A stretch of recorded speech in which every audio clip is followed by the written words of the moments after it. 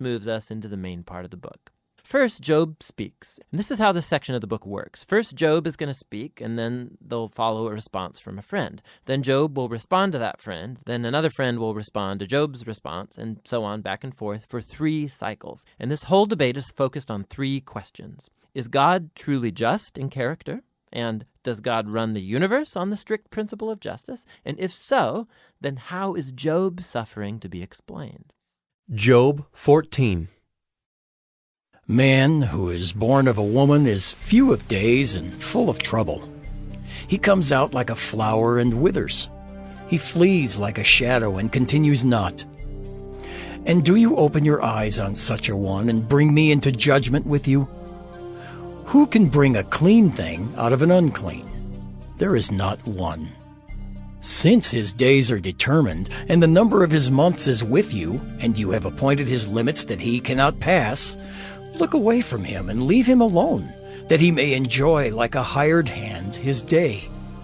For there is hope for a tree if it be cut down, that it will sprout again, and that its shoots will not cease.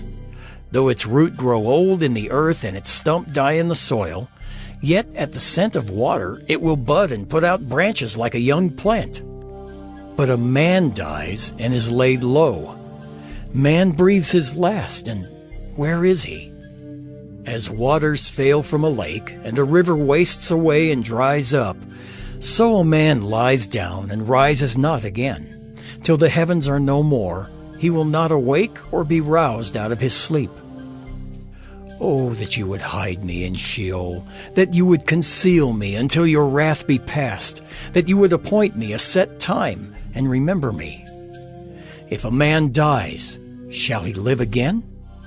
All the days of my service I would wait till my renewal should come. You would call, and I would answer you.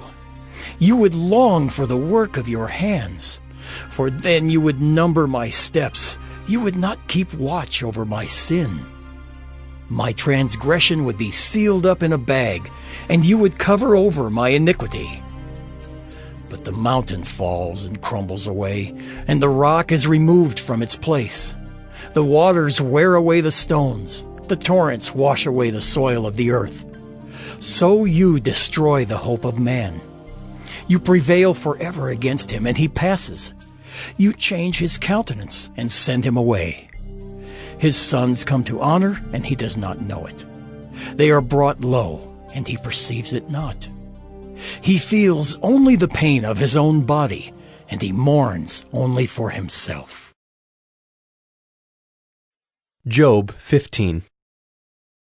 Then Eliphaz the Temanite answered and said, Should a wise man answer with windy knowledge, and fill his belly with the east wind?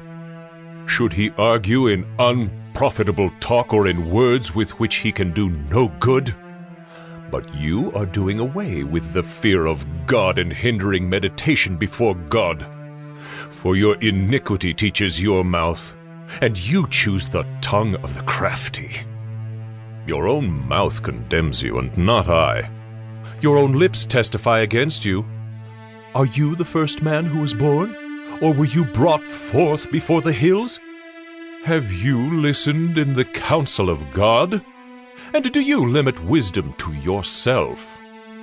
What do you know that we do not know? What do you understand that is not clear to us? Both the gray-haired and the aged are among us, older than your father. Are the comforts of God too small for you, or the word that deals gently with you? Why does your heart carry you away, and why do your eyes flash, that you turn your spirit against God and bring such words out of your mouth? What is man that he can be pure, or he who is born of a woman that he can be righteous? Behold, God puts no trust in his holy ones, and the heavens are not pure in his sight. How much less one who is abominable and corrupt, a man who drinks injustice like water? I will show you. Hear me, and what I have seen I will declare. What wise men have told, without hiding it from their fathers, to whom alone the land was given, and no stranger passed among them? The wicked man writhes in pain all his days, through all the years that are laid up for the ruthless. Dreadful sounds are in his ears. In prosperity the destroyer will come upon him. He does not believe that he will return out of darkness, and he is marked for the sword. He wanders abroad for bread, saying, "Where is it?" He knows that a day of darkness is ready at his hand. Distress and anguish terrify him. They prevail against him like a king ready for battle.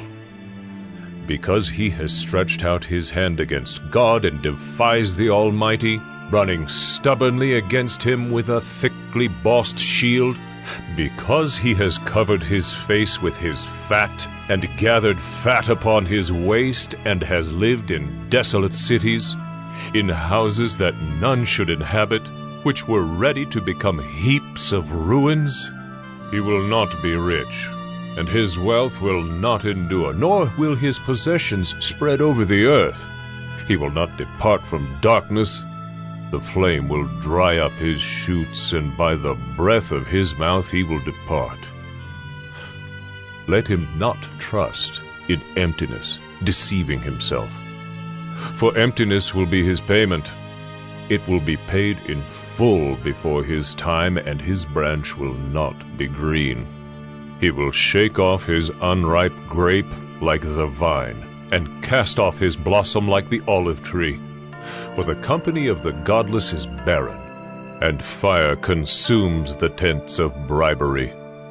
They conceive trouble and give birth to evil, and their womb prepares deceit. Job 16. Then Job answered and said, I have heard many such things. Miserable comforters are you all. Shall windy words have an end?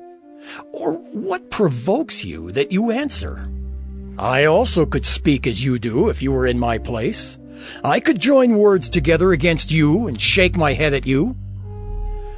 I could strengthen you with my mouth, and the solace of my lips would assuage your pain. If I speak, my pain is not assuaged, and if I forbear, how much of it leaves me?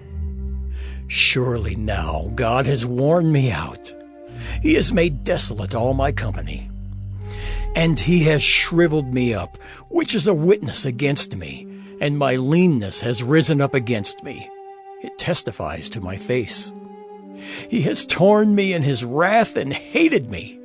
He has gnashed his teeth at me. My adversary sharpens his eyes against me. Men have gaped at me with their mouth. They have struck me insolently on the cheek. They mass themselves together against me.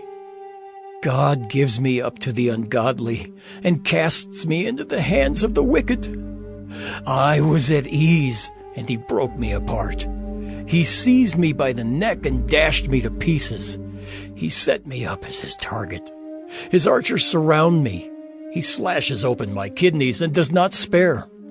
He pours out my gall on the ground. He breaks me with breach upon breach. He runs upon me like a warrior. I have sewed sackcloth upon my skin and have laid my strength in the dust. My face is red with weeping, and on my eyelids is deep darkness, although there is no violence in my hands, and my prayer is pure. O earth, cover not my blood, and let my cry find no resting place. Even now, behold, my witness is in heaven, and he who testifies for me is on high. My friends scorn me. My eye pours out tears to God, that he would argue the case of a man with God, as a son of man does with his neighbor. For when a few years have come, I shall go the way from which I shall not return.